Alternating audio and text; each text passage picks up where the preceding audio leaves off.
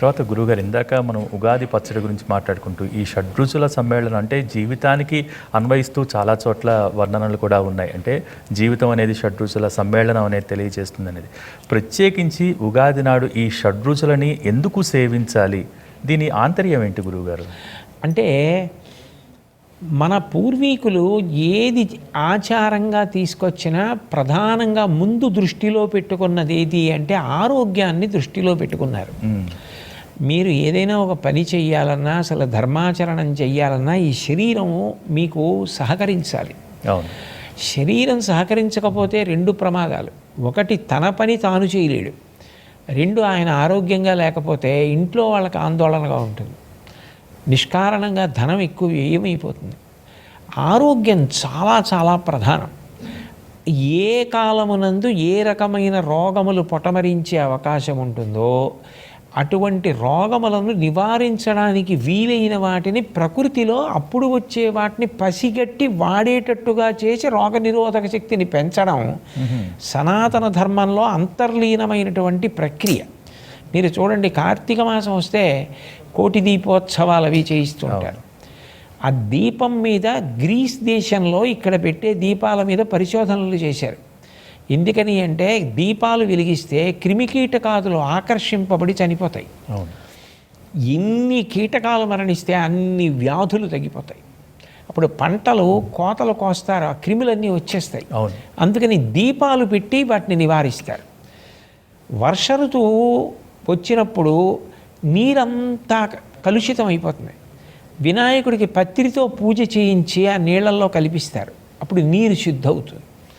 అలాగే ఈ చైత్రమాసం వచ్చినప్పుడు దేవీ భాగవతంలో ఒక మాట చెప్తారు, ద్వావృతు యమదం స్ట్రాఖ్యే నూనం సర్వజనీషు వైహి అని. యమధర్మరాజు గారి యొక్క ఒక కోర ఆశ్వీజ మాసంలో ప్రథమ తిథి నాడు బయటికి వస్తుంది. రెండవ కోర ఈ చైత్రమాసంలో పాడ్యమి నాడు బయటికి వస్తుంది. అంటే జనక్షయం అయ్యే అవకాశం ఉంటుంది. అంటువ్యాధులు చాలా ఎక్కువగా ఉంటాయి. అటువంటి వ్యాధుల బారిన పడకుండా ఉండాలి అంటే, రోగనిరోధక శక్తి పెరగాలి అంటే ప్రకృతి స్వరూపంలో పరదేవతయే దాన్ని ఆ సమయంలో అనుగ్రహిస్తుంది. చూడండి, కార్తీక మాసంలో పెద్ద ఉసిరికాయ ఎక్కువ వస్తుంది. ఉసిరికాయ తప్పకుండా తింటారు. అట్లాగే ఈ చైత్రమాసం వచ్చేటప్పటికి వేప చెట్టు పువ్వు పూస్తుంది. వేప పువ్వు చాలా గొప్ప ఉపకారం చేస్తుంది. ఎందుకనంటే ఈ సమయంలో పిల్లలకి అంటువ్యాధులు చాలా ఎక్కువగా వస్తాయి. ఈ చైత్రమాసంలో కంటి కలకలని, చర్మ సంబంధమైన వ్యాధులు ఇవన్నీ చాలా ఎక్కువ. వాటికి నివారణ కొరకు వేప పువ్వు తినిపిస్తారు. అట్లాగే బెల్లం ముక్క, దానికి నిలవ దోషం లేదు. అది నిలవ ఉన్న పదార్థాలతో కూడినదైనా బెల్లం ముక్క వేస్తే నైవేద్యం పెట్టదు, అది కూడా ఔషధి. అందుకే జీలకర్ర బెల్లం కలిపి కదు నూరి తల మీద పెట్టిస్తారు. అందుకని వేప పువ్వు, బెల్లం, అరటిపండు, నెయ్యి, ఆవు నెయ్యి ఎప్పుడూ కూడా ఆయుర్వృద్ధికి కారణమవుతుంది. ఏ ఏ పదార్థములను కలిపి తినాలి అన్నది కూడా ఋషులు చెప్పారు.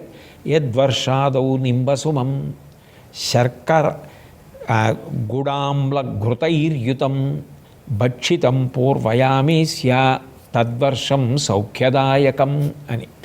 అంటే పాడ్యమి తిథి నాడు సూర్యోదయాత్ పూర్వమే నైవేద్యం పెట్టి యద్వర్షాదౌ నింబసుమం, ప్రధానమైంది ఏది అంటే వేప పువ్వు.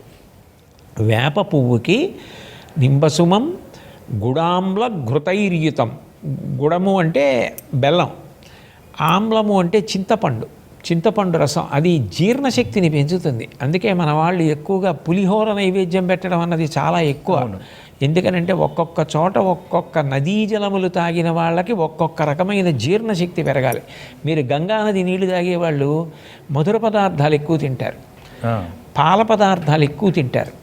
మీరు గమనించండి, గోదావరి నది నీళ్లు తాగేవాళ్ళు ఊరగాయలు ఎక్కువ తింటారు, వేడి చేసే పదార్థాలు ఎక్కువ తింటారు. మీరు అట్లాగే ఒరిస్సా వైపు మహానదీ ప్రాంతం వైపుకి వెళ్ళండి, నిమ్ముకుంటుంది. వాళ్ళు ఆవ సంబంధమైన పదార్థాలు తింటారు, ఎక్కువ స్నానం చేస్తారు. అట్లాగే మన వైపు ఈ వేప పువ్వు, ఈ చింతపండు అన్నది జీర్ణశక్తిని పెంచుతుంది అని. కాబట్టి వీటిని కలిపి నెయ్యి తనంత తానుగా ఆయుక్కారకం. ఆశీర్వచనంలో కూడా ఘృతం పిబేత్ అని ఆశీర్వచనం. వీటిని కలిపి ఏది కూడా ఈశ్వర కృప కలవకపోతే భౌతిక పదార్థంగా మన ఉపాసనలో అంతే కదా, దాన్ని అంగీకరించరు. ఇది ఇచ్చినవాడు ఈశ్వరుడు, లోపలికి వెళ్ళిన తర్వాత ఓషధిగా పనిచేయించేవాడు ఈశ్వరుడు, ఆరోగ్యాన్ని ఇచ్చేవాడు ఈశ్వరుడు. అందుకని ఆయనకి నైవేద్యం పెడితే ప్రసాదమైంది. నైవేద్యం పెట్టకపోతే అమాంతం ఎత్తి నోట్లో పోసుకుంటాడు. నైవేద్యం పెడితే కళ్ళకద్దుకుని నోట్లో వేసుకుంటాడు. అంటే ఈశ్వర కృప దీని ద్వారా నా యందు ప్రసరించి నాకు ఏ అనారోగ్యం లేకుండా శరీరం నిలబడాలి.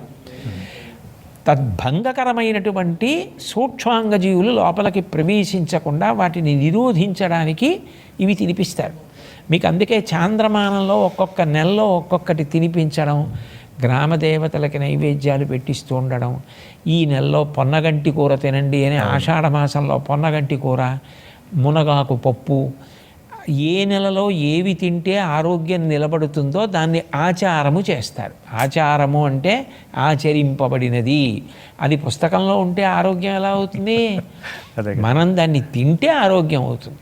అందుకని ఛాందసంతో చేసింది కాదు, అది ఆరోగ్యాన్ని ప్రదానం చేసి ఈ పచ్చడిని ప్రసాదంగా తీసుకొచ్చారు. అది కారణం. ఆ పైన మీరన్నట్టు జీవితం అన్న తర్వాత ఎప్పుడూ సుఖంగానే ఉంటుంది అని చెప్పడం సాధ్యం కాదు. సుఖంగా ఉండాలని మనం అనుకుంటాం, కానీ ఒక రోజున మోకాలు నొప్పెట్టచ్చు, ఓ రోజు జ్వరం రావచ్చు. అంత మాత్రం చేత నువ్వు ఆగిపోకూడదు, దాన్ని అధిగమించి ముందుకు వెళ్ళిపోవాలి.